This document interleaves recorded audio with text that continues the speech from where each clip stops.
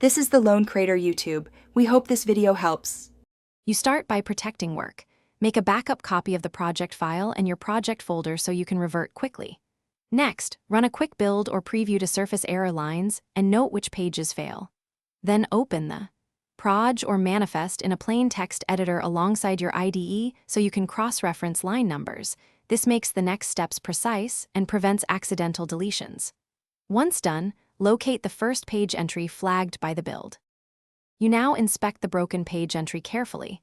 Compare it to a known good template entry to spot missing attributes or wrong paths.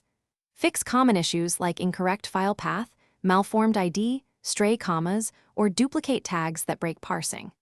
After edits, validate syntax with a linter or the IDE's validator and save. Then run a dry build or preview to confirm the parser accepts the change.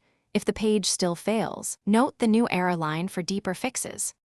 You finish by committing the corrected project file, then run a full build and manually test each repaired page in authoring and production previews. Make sure references, assets, and links resolve across environments. If problems continue, revert to your backup and perform a binary diff to isolate the offending change. This helps you apply a safer incremental fix. One key troubleshooting tip: always check file encoding, line endings, and invisible characters.